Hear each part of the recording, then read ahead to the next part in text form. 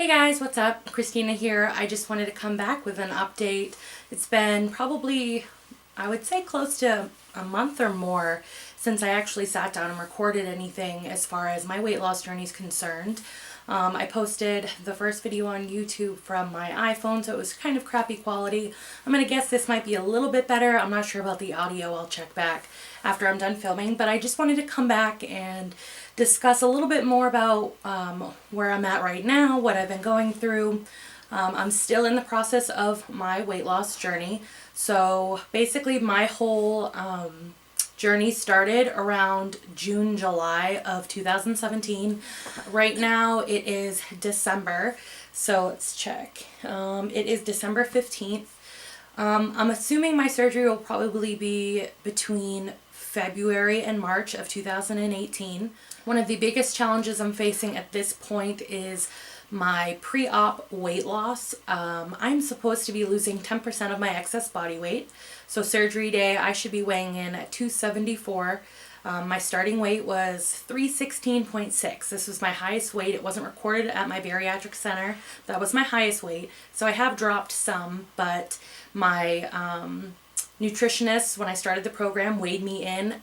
I believe I was 290. So I've been at 286.6 for quite some time. I've been having some trouble losing the weight, keeping it off. I deal with a lot of regain issues. It's been quite a tough couple of months seeing that scale move back and forth and not in a good way. So something that I picked up that I wanted to mention was this food journal. I was using MyFitnessPal pretty regularly, but I noticed that if I had any mishaps during the day, say I had too large of a portion or I had a piece of candy, unfortunately that does happen, I noticed I wasn't tracking it on my MyFitnessPal. And I don't know if it was because I felt guilty and I just didn't want to see the computer telling me that, oh, you're so awful, you cheated on your pre-op diet, you're going to gain weight. Regardless, I just felt like it would help me if I wrote it down every day and was accountable as far as having to make the time to put down what I'm eating. So if I want to eat it, I have to write it down. Now, the book that I've got, I bought right off Amazon. I believe it was like $9. But it's pretty neat. It has spaces. I hope you can see this. It has spaces for the date, the day of the week, what you're having for breakfast broken down into different parts. You can see how many calories you're taking in, the amount of which you've eaten or drank. And it goes throughout your whole day, and at the bottom right here you can track your exercise and things like that. So it just kind of helps you stay accountable when you're on the go. Maybe you don't have your phone. I know in my work I can't have my phone with me, so sometimes it's just nice to have a little journal there, write down what you're eating. That is my biggest issue right now, is I want to make sure that I'm down to 274 by January at least. That way, I mean, I'm just so nervous that my insurance is going to turn me away and say, yep, she didn't lose the weight in time. She's not going to be able to be successful. I will say that a lot has been going on. I've been under a lot of stress. I mean, I shouldn't use that as an excuse. I want this so badly. It needs to happen in order for my life to change. So right now, I know people say New Year's resolutions never work out, but my New Year's resolution this year from now until 2018 and on is to get healthy. I really need to start staying accountable. I did order a juice cleanse online. I figured it would kick start my weight loss. That was Juice in the Raw. It was $120 for 5 days of juices, and you can have one salad throughout the day. Those juices were so awful. I could not stick with it. It sucks because it was a money expense that I just couldn't afford right now, but I did it thinking it was going to help me, and I just could not do it. The green juices are awful. I've had green juices before. I know how strong they can be. Awful. I couldn't even stand it, so that didn't work out. My nutritionist, she really didn't want me doing anything like the ketogenic diet like I had done before, but that was really the only thing that helped me lose a substantial amount of weight. I think I lost 35 pounds from 316 to where I am now, and that was really by eating a keto diet. So I don't want to fib and tell her that I'm doing what she suggests. while just having a ketogenic diet, but I really think I might start incorporating more of that back into my diet just so I can lose the weight that I need to lose in order to be approved for insurance. Now, with having said that, my last video I mentioned that I was switching from my current work insurance to my husband's insurance.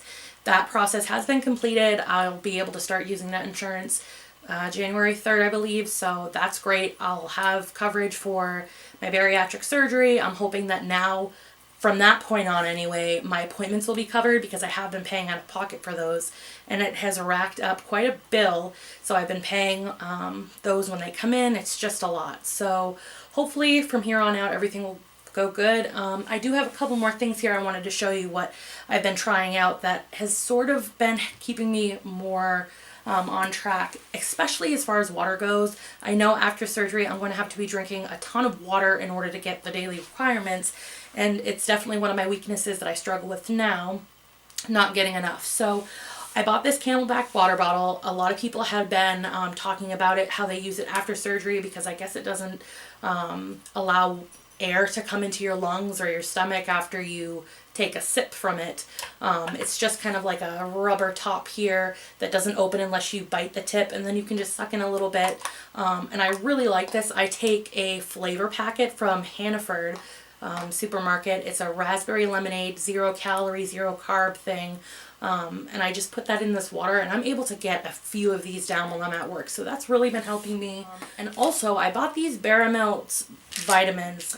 This is the Biotin, and really I wanted to kind of see about this brand. I know that I may be looking into these after surgery, the other vitamins that they do offer, but I've noticed that with all the stress I've been under and maybe the lack of what I'm not eating currently, my hair has been kind of falling out a little bit more than it usually does. My doctor did tell me that it is normal when you're under stress that you have some fallout, but it is quite substantial, at least in my mind it is.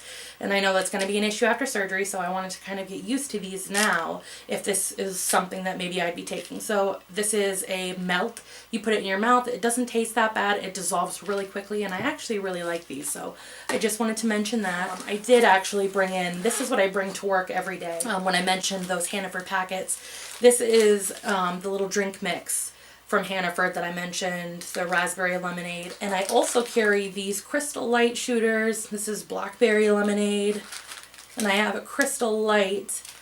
This is raspberry green tea, and somebody actually mentioned, because I do get migraines, that aspartame. I didn't realize this contains aspartame, so I think I'm going to stop drinking that and see if it helps my migraines. I know that I don't drink that one very often, but when I do, you know, it could make it worse. I do have printed up a list of video ideas that I'm going to try to get out. Again, I want to say that the support I've gotten on the channel so far, my Instagram account, which is Christina's Losing It, that is my weight loss Instagram. I do have another one. I think I've linked it in my YouTube profile. Anyway, the support I've got has just been amazing. I love talking to everybody, answering questions, discussing how everybody else is dealing with what they're going through and how their life's going to change after surgery. I just wanted to give you that quick update. Again, I'm weighing in right now at 286.6. That might actually be a little bit higher than my last video, so I'm really going to try hard to lose this extra weight that I've put on, be stricter with what I'm doing so I don't have any issues with insurance. I'm still seeing my nutritionist. My physical therapy appointments are completed at this point. So really I'm just waiting to lose this weight in order to start the pre-op, an upper GI, a stomach ultrasound. There might have been one other thing, but I did complete my sleep study. They said that I have mild sleep disorders, so they never said anything about me needing a CPAP machine, which is great. And all the other appointments that I've needed are complete, so I'm just waiting and seeing what happens, and hopefully I can lose this weight, start my pre-op testing. I think I have a pre-op education course that I would need to take once that's all completed. So it's going to be a long road ahead still, but a lot's been completed, and I love talking to you guys, meeting you guys. So if you have any video ideas, want me to talk about anything in particular, I'm totally okay with that. I wish you all well and hope you guys do great on your journeys. Thanks for following. Bye.